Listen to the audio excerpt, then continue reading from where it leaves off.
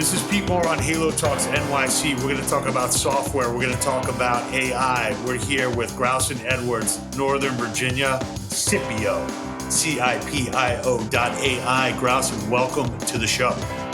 Thanks, Pete. It's good to see you again. I think I just saw you a couple weeks ago at the Tech Summit, right? Fitness Tech Summit. I've been trying to get out there, in person, and I'm trying to get the wizard out of the behind the curtain and out front and center again. So it's actually great being in these in person and live events, so you actually get to know people and not be zooming your way through relationship building, which I think has its limitations. 100%.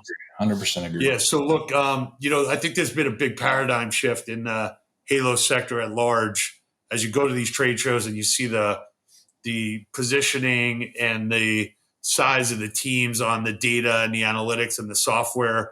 We used to always be beholden to the equipment vendors and guys moving metal and iron to basically take up most of the trade show floor space, and also the entertainment and the education and everything was kind of fueled by the equipment purchase. Now it's kind of flipped its head, and now it's really about the data and the software and the systems.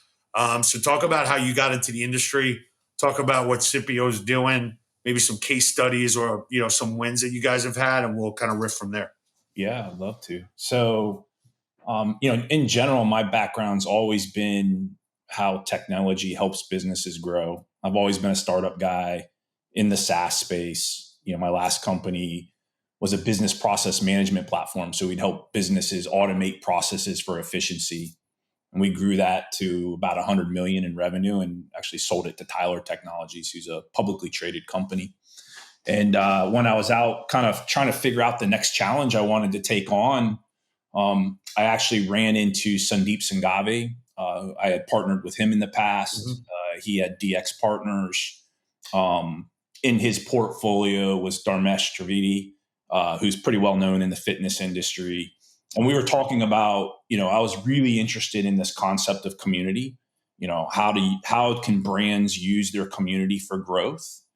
And really, it was Dharmesh and Sandeep who said, "Hey, this is a space. The Halo space is really, at the time, obviously it was fitness, but now even Halo, which I truly believe in. You're on the right track there." So it was because of them really that I took on this next challenge. And so about a year ago, we launched the community commerce marketing platform, and we're on a mission to help brands mobilize what we call their brand community, right? So your brand community is your customers, your social followers, your employees, right? Your partners and all of those. So people who have a relationship with a brand and who are a fan of your brand, how do we turn them into either influencers or ambassadors or word of mouth marketers, whatever your choice phrase is, to help promote your brand? And I think it's we've seen a lot of growth. We launched a year ago. We have now close to 50 brands on the platform. About half of them are from the fitness industry. We've started to expand out into adjacent industries, especially across Halo. So like nutrition brands like Botanic Choice and Evolution Advance, athletic wear brands, we serve them as well. And so, we're having a lot of fun, helping brands activate their community into brand ambassadors and brand influencers. Got it. So when you think about what was being done before somebody gets on board with CIPIO to execute on this strategy, was it word of mouth? Was it, hey, can you put an Instagram post up for us? Tell us kind of like what you guys have kind of synthesized into a SaaS offering versus what somebody might be doing today that is, one, not trackable, two, not optimized, three, not thoughtfully strategized, and four, probably not really doing anything for their brand, at the end of the day. So talk about how like these pieces kind of come together. Yeah, 100%. So number one, I think, the age-old marketing mechanism, especially in the Halo community, is probably paid advertising. Right, that's the number one channel. Right. The challenge with that channel is it's become very noisy. It's becoming less and less effective. I don't think that channel goes away, but I certainly think it's saturated. And I think brand marketers who continue to be under more and more pressure to produce revenue for growth, right, are looking for alternative channels. And, the natural thing is, how do I get more people talking about me? But the challenge there was twofold. One, how do I do that at scale? And then number two, when you thought about maybe a brand ambassador or a brand influencer, I think what came to mind is, how do I know if they're going to be effective? Like, how do I know if Pete Moore is going to be a good brand ambassador for my brand? And so one of the things that we brought to, and this is where the data comes in, is we can help people understand who's influential in their brand community, and we can help them understand what their audience looks like, right? And we use a phrase, real, relevant, and reachable. So when you say that, are you basically looking at scoring somebody's social, what would be the term for that? It's almost like a scorecard for like how influential I am, and give me a rating or a Spot on. number or like a Nielsen rating, and then say, okay, what is that worth to the brand? And then is there some kind of economic benefit to that influencer, or are they doing it because they're part of the community? Yeah, no, that's spot on. So number one, we can understand each individual's social score. We call it a Syndex score, actually. It's like a credit score, or just as you described of, Is that your term, or is that an industry term? Syndex is our term, right? So it's the How do you community spell index it? score, CINDEX, community index score. All right. Interesting. And Oh, so it's Syndex. like a social score on how influential you are in the community. So let's say, Pete, you have on, Twitter or Instagram or Facebook, maybe you have 10,000 followers. We're able to understand what those 10,000 followers look like. What's their age and gender? Okay. Where are they located? Because that matters to a brand. It's great that you have 10,000 followers, but if they're all in, say, Europe, and I'm a brand marketing in the US, that matters to me. And so then, we translate that. And the second part of your question there was, what's in it for maybe that brand ambassador, brand influencer? And it can be a wide range. It could be a cash compensation. If they're a big fan of the brand, they may do it for service or product in kind, or some combination. So if I want to get a Syndex score, if I come to you and say, Growson, man, I've been doing this podcast for 5 years. There's a few people that listen. You say, hey, your Syndex score is X. That is worth 500 a post, or that's worth 500, in kind, or are you actually spitting out like a dollar equivalent? Yeah, so we give some recommended compensation ranges, based on your score. Actually, brands and or individuals who want to be influential. So we serve, both communities, can go to CIPIO.ai and actually can get a free account. We actually give 5 free Syndexes away, right? Just so you get a sense of what this looks like. And so, you go set up a brand can go set up their account, authenticate, say, their Instagram, for example, or their Facebook. And then we'll actually start scoring all of their followers. And then they can pick some followers and say, hey, I want to check out what the scorecard looks like. So they're giving you consent to basically scrape their efficiency. That's correct. Of what they're doing digitally. Hey, Dave, set up an account so you can see what mine and your Syndex score is. And then if it's good, we'll publish it in the show notes. And if it's not, it'll just say NA. We'll do NAY, not applicable yet. Yeah, that's right. Nay. All right. So that's interesting. So obviously, the Halo sector, we're all about local influencers. We're all about trying to pressurize a 5-mile radius. To what degree, how should I think about, or how should our audience think about who an influencer is? Because I feel like there's a paradigm shift or a misunderstanding that there could be like a high school volleyball coach.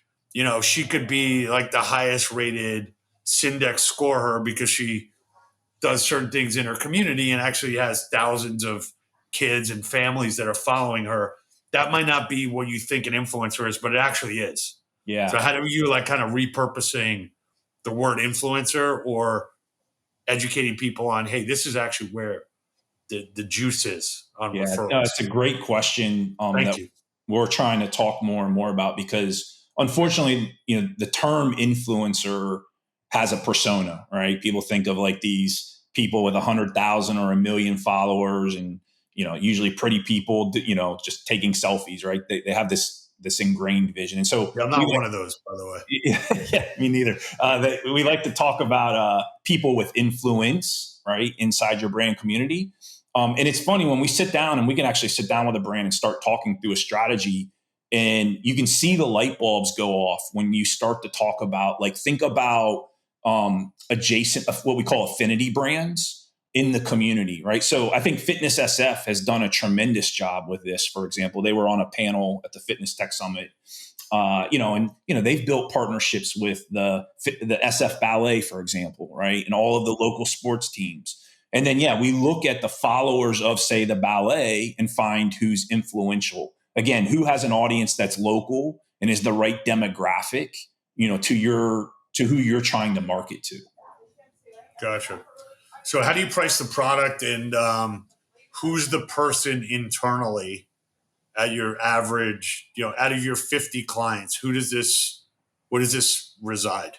Yeah, this definitely resides in marketing, right? So a VP of marketing or a chief marketing officer is absolutely our decision maker. A lot of brands will actually look to start to diversify some of their ad spend in this channel. Our pricing starts as low as, we have a free offering, a freemium offering, where you can get some Syndexes, start doing your own analysis, and then you can upgrade to an end-to-end campaign management, right? So doing outreach, setting up agreements, making payments over the platform. And our starting price for the platform is $500 a month. And then Per studio, per location? No, that's actually for up to 10 locations, the $500 a month. So we have two pricing models. One is location based. We also have a lot of e-commerce and digital clients. And so we have a pricing model for them as well. Interesting. And then from a standpoint of, we've got an investment in Promotion Vault. Obviously, that's a gift card reward system. If somebody on here listening, uses Promotion Vault, how can we tie this in? Because a lot of these marketing promotions, you could be doing these nonstop. It's just a question of, like, what's the narrative? And the gift card's kind of helping with the narrative and the payments and so on and so forth. So, you have any success stories there, or can you make one up? It's spot on. We've partnered with Promotion Vault, and so we offer payment methods in a variety, everything from cash to gift cards, which is where we partner with Promotion Vault.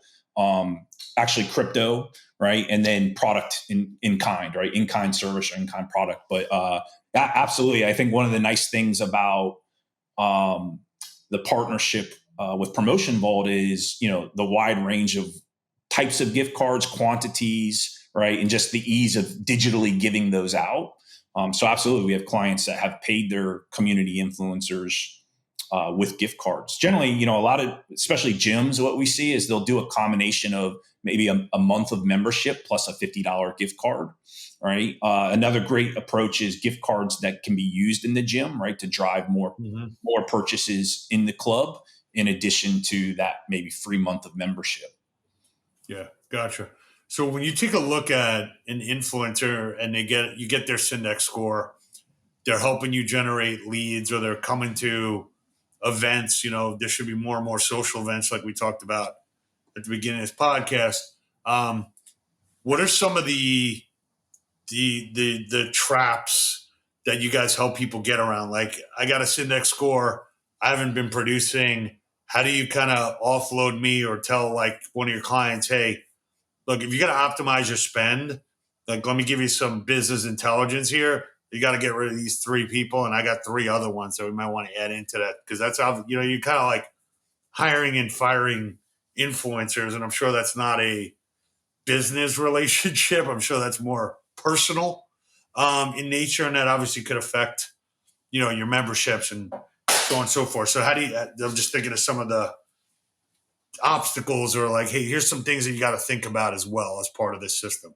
Yeah, so absolutely. I mean, number one is definitely starting with understanding their audience, like we already talked about. Number two, and we do this over the platform, but you want to have an agreement, right, that sets expectations. Like, hey, I'm expecting you to make so many posts over a certain period of time, right? And in exchange for that, you'll get certain compensation. Generally, we'll set these up, like I said, over a specific period of time, and so then it becomes The club's option, if at the end of that period of time, generally 1 to 2 months, if you want to have them do another 1 to 2 months. And if you don't, you simply just change the strategy of the campaign. You go, oh, look, we're going to go after a Wimbledon theme this quarter, and we're going to look for new, fresh influencers. And most people, pretty much understand that. Most people also know you can't have any one individual continuously on too long, because otherwise they then start to look like a commercial for the brand, right? You want your community influencers to really look authentic. One of the other things I'll tell you is super valuable in this process is the amount of user generated content that brands get. You own all this content, and then you can repurpose that content. One of the things I'd point people to is we're going to start on on my LinkedIn. I'm going to start posting our favorite community influencer posts of the week, because there's some amazing content that comes out that I think will really inspire people into what can be done with community influencers. So let me ask you a question, because a lot of any software entrepreneurs or software employees or executives, sometimes they try and draw a fine line between, I'm a software company, you utilize my software, I am not your marketing agency, or I'm not like your influencer management outsourced services provider.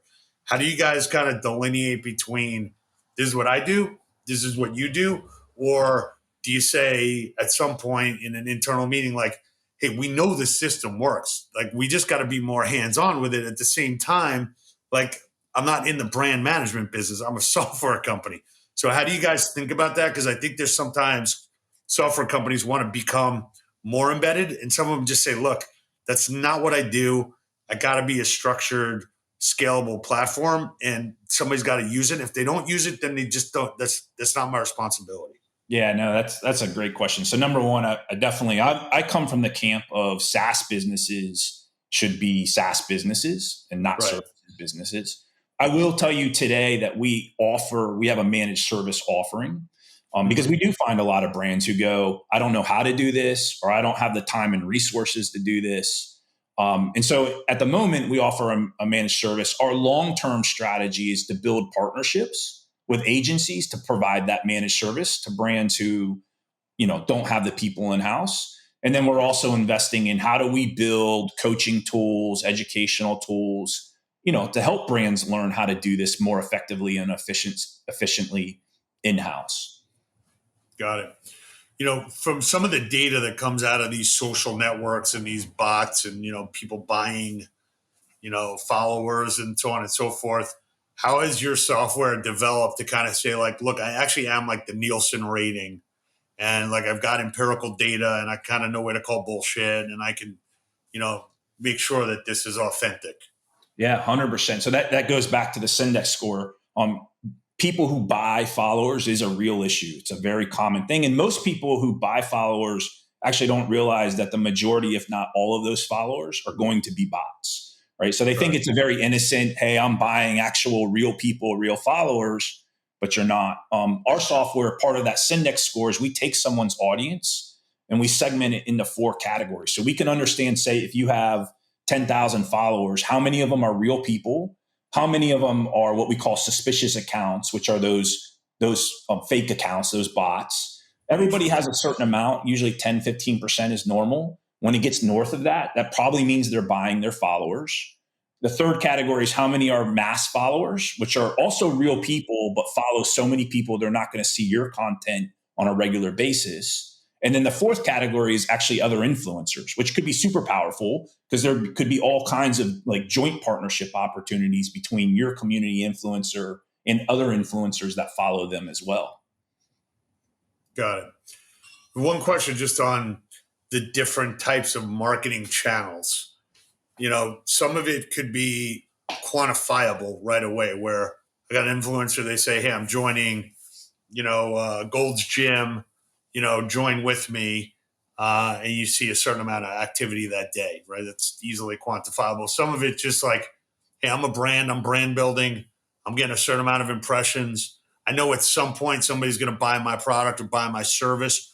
So how do you kind of convince or educate the brands to say, you can't think of this as necessarily like a one-to-one action reaction.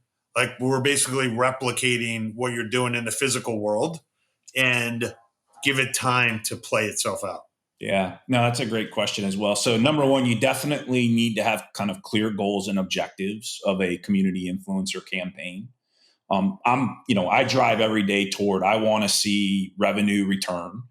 So that's my personal objective always, because as an entrepreneur, I know how valuable revenue is, right? Sure, Um, sure. and so one of the nice things about our platform is we can actually measure attribution back to each influencer. So, like, especially in the fitness industry, one of the most common things we see is people promoting like a 3-day pass or a 5-day, trial to a digital, platform.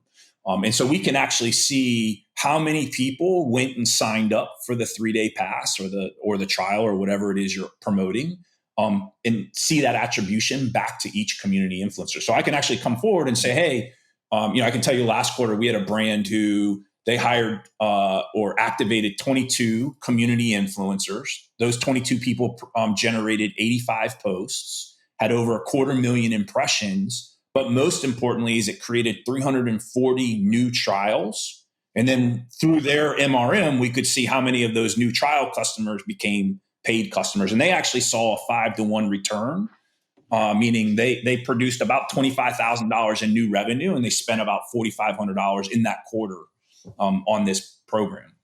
So that 4,500, as an example here, not to hold you to exact numbers, included the cost of the software, what they paid out to the influencers, and whatever ancillary marketing costs that they incurred with that. That's exactly right. Yeah. So we actually calculated in that 4,500 the labor, software costs, and then what they paid out to the influencer. Exactly what you said. Yeah. So we get a lot of business plans from people, and they say we're going to get 1% of the market, or 3% of the market, or 5% of the market. And it's like, I've sent out an email a lot, and you get no percent of the market to buy something. So how do you what expectation setting do you have, and say, okay, look, we're going to get a 5-to-1 return, like you're talking about, on the marketing dollars. We're going to basically just get you into this game. It's almost like, look, I'm going to get you a ticket into the stadium. Like, just trust me, hang out. This is where the activity is going to be, and just take a seat for a little while. Doesn't cost you that much to test this thing out, but this is like the next wave of marketing is all going to be done through some component of like a multi-level marketing / influencer marketing / referral. That's kind of where things are going. It's probably going towards this interface, or through my iPhone or my Samsung, my Google, whatever. Yep. So, what's the long game in your mind of how long this takes to kind of become the majority of marketing spend? Yeah. So, a couple of things. One, we start every conversation and every new customer out on what we call an ROI calculator, right? So we start out from the beginning building up an assumption set of, you're going to hire this many community influencers, they're going to have this amount of reach, we expect this amount of conversion, et cetera, et cetera. That way, usually about 3 to 4 months into it, we can see if we're on track with that ROI calculator or not, right? And if we're not, we generally can see where is the breakdown occurring. Like, are we not activating enough community influencers? Do they not have enough reach? Are we not getting the right assumed conversion rate? And so we can address wherever the breakdown becomes. I think that I mentioned that we are diversifying paid ad spend. I don't believe paid advertising will go away, but I also think we're past the day where that's the dominant and number one channel. And I believe the answer to your question of how much of your ads or your marketing spend goes towards something like this, I think the answer lives in at whatever point you stop seeing ROI, right? So we like to start people out at a moderate level. Like, hey, let's say in this next quarter, we're going to activate 25 community influencers. Let's see if we get the ROI we said we would in the ROI calculator. If we do, then let's invest more and let's incrementally grow that. Yeah. There's a lot of companies that, on a cost per acquisition for our audience here, where basically they just have an open budget, say, look, if the ROI works, like, there is no cap on the marketing, because we're basically recycling the formula. If the formula keeps working, then it's generating the revenue, like you said. there's no reason to turn it off, or it might be time to dial it up. Exactly. No, that's exactly right. You're right. And I think there's endless opportunity as well in starting to get strategic about affinity partnerships. So where is there audience overlap? Maybe other like activewear brands or nutrition brands that are trying to market to the same audience as you, right? And I think that's kind of the next level of maturity in this game, is starting to do community influencer marketing in partnership with affinity brands to your brand. Yeah, great. So in closing here, we gave everyone a good 26-minute return on invested listening for sure here. You want to end with a quote? You got any good quotes that you got in your holster, or things that like Growson says that all the time? I think it's endless. The two I'll give you. The first one I'll be for any entrepreneurs listening or people thinking about being an entrepreneur. And my quote for that is, you miss 100% of the shots you don't take. Someone said that to me when I was thinking about starting my first business, and it's always stuck with me, right? Like, maybe it works, maybe it doesn't, but you certainly will miss 100% of the shots you don't take. And then in general, actually, I'm about 3/4 of the way through a new book, The 5 a.m. Club by Robin Sharman. Okay. And his quote is, owning your morning to elevate your life. And so that's been a pretty impressive book to me. So I highly recommend that book for anybody who wants to elevate their life. Love it. All right, great. Well, thanks for waving the Halo flag. We love what you're doing. Hopefully our audience sees a window into the future, but also into the current, and take advantage of this so you don't get left behind. If you see something, say something, like they say on the subway. So you see something good, listen to it, embrace it, test it out, and get your Syndex score up, or else I'm coming after you. That's right. Good to have you on. Thanks for what you're doing, and look forward to seeing you in person sooner than later. Pete, thanks for everything you do. I think the Halo Talks are great. Really appreciate it. Thanks, man.